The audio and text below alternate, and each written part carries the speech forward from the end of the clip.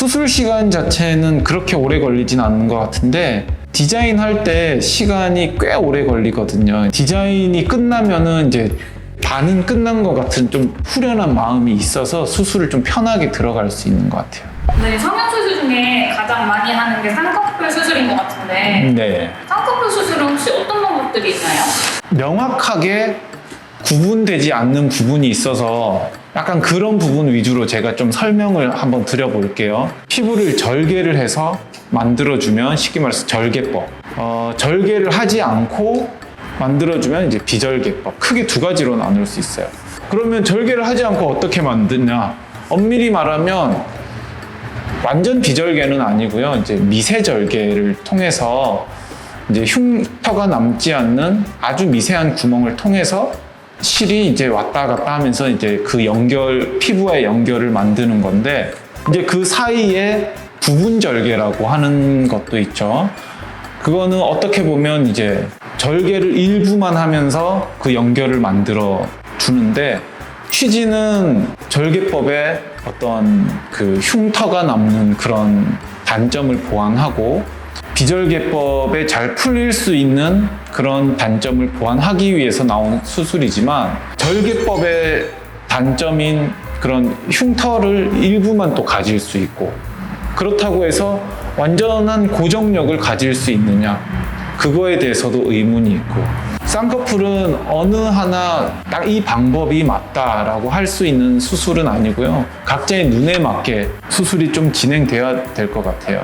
저는 가급적이면 의식적으로라도 이 선호하는 수술 방법을 만들지 않으려고 노력을 하거든요. 초심자 시절부터 쌍꺼풀 수술을 이제 시작을 하면 본인한테 익숙한 수술이 있을 거고, 결과가 잘 나오는 수술이 분명히 있을 거예요. 수술자라면. 상담할 때 제 생각이 반영되는 경우가 있을 것 같아서 최대한 지양을 하려고 하거든요.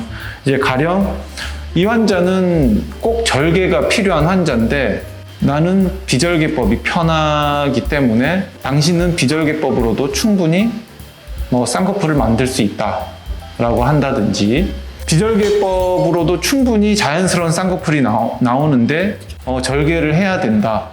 그런 이제 오류에 빠질 것 같아서 시작할 때부터 계속 그런 생각을 염두에 두고 그 세 가지 방법 전부 다 뭐가 더 쉽다거나 선호한다거나 그런 건 없고요. 네, 그렇게 된 것 같아요. 쌍꺼풀 라인도 여러 가지 종류가 있잖아요. 네. 혹시 어떤 것들이 있을까요? 우리가 소위 말하는 인라인 쌍꺼풀, 아웃라인 쌍꺼풀이 있는데, 이제 그 사이에 인아웃라인, 또 이제 요즘 유행한다는 세미 아웃라인 그런 게 있을 수 있는데, 그러니까 그 라인을 어떻게 구분을 하냐면, 쌍꺼풀 라인의 시작점이 우리 여기 눈의 제일 앞쪽에 시작점의 바깥에서 보이느냐, 시작돼서 나오면 이제 아웃라인, 보이지 않고 안에서 시작돼서 어느 순간 바깥으로 빠져나오면 이제 인라인. 우리 한국 사람들은 몽고주름이 있는 경우가 많고, 그렇기 때문에 되게 인라인 쌍꺼풀을 갖고 있는 경우가 많고요. 예를 들어보자면, 자, 아웃라인은 판빙빙 또는 안젤라 베이비 같은, 딱 우리가 듣기만 해도 이목구비 시원시원하고 눈 크고 그런 이미지, 오하라 씨, 아이브의 장원영 씨 같은 경우가 이제 얇게 아웃라인이 잡히는데, 그분들은 제가 아까 말했던 그 판빙빙이나 안젤라 베이비와는 좀 달라요. 무조건 화려한 라인만은 아니다, 그렇게 생각하시면 될 것 같고요. 인라인은 너무 많으세요.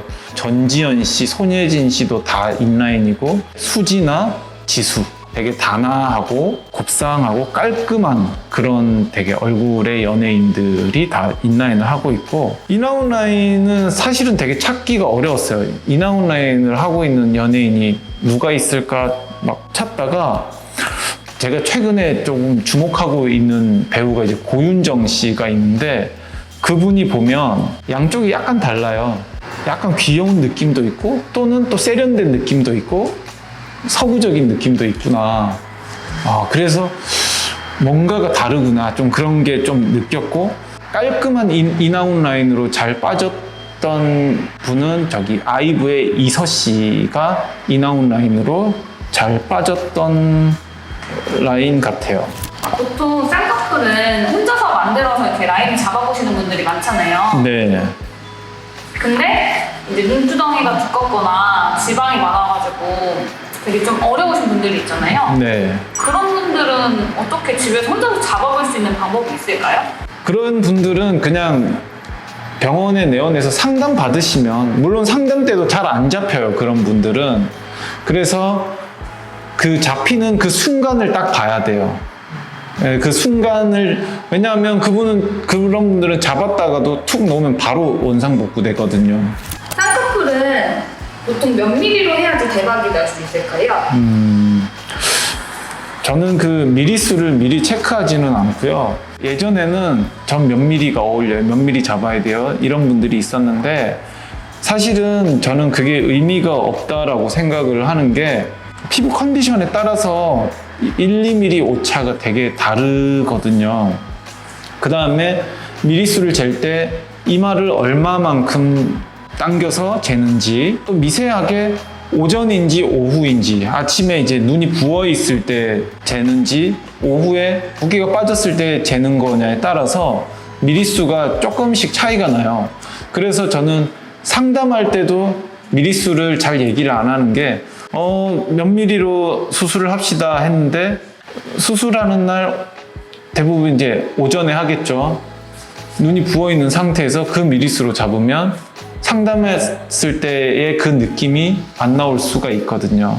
그래서 저는 항상 디자인을 할 때 모양을 항상 우선적으로 보고, 자연스럽게 쌍꺼풀이 잡히는 그 선이 있는데, 그 선을 기준을 위아래로 이제 인아웃 라인인지 기준인지 그걸 따져가지고 모양을 가장 이제 우선시해서 하는 거고, 이제 미리수를 완전히 안 재진 않고 최종적으로 좌우 대칭이 맞는지, 디자인이 끝났을 때 좌우 대칭이 맞는지 용도로 재는 정도로만 이제 활용을 하고 있어요. 네, 상담을 하러 여러 병원을 다녔어요. 근데 병원마다 권하는 수술이 다 달라요. 네. 이럴 때는 어떻게 해야 될까요? 요즘은 상담할 때 당신은 이 수술법으로 해야 된다, 딱 끊고 끝나는 상담은 거의 없거든요. 이 수술법이 필요하다라고 했으면 그에 맞는 합당한 이유를 충분히 대부분 설명을 해드려요. 내가 충분히 이해가 된다, 내가 생각하기에도 이 수술법이 나에게 맞겠다 라고 생각하는 수술법을 선택하면 될 것 같아요. 나는 자연스러워야 되니까 무조건 비절개로 해야 돼, 나는 재수술 싫어, 풀리면 안 되니까 무조건 절개로 할 거야, 이런 건 아니거든요. 수술법에 구애받지 않을 수 있는 마음가짐만 있으면 좋은 결과를 어느 정도 얻으실 수 있을 것 같고, 그 다음에 수술법에 구애받지 않는 원장님을 만나서 정말 본인한테 필요한 수술법으로 수술 받으시는 게 제일 중요한 것 같아요. 네, 오늘은 쌍꺼풀 수술 방법의 종류와 쌍꺼풀 라인에 대해서 이런저런 얘기를 나눠봤는데요. 혹시 오늘 말씀드린 내용 중에서 궁금한 내용들이 있으면 댓글 남겨주시고요. 그러면 저희가 다음 컨텐츠에 또 반영을 해보도록 하겠습니다. 구독, 좋아요, 알림 설정까지 해주세요. 감사합니다.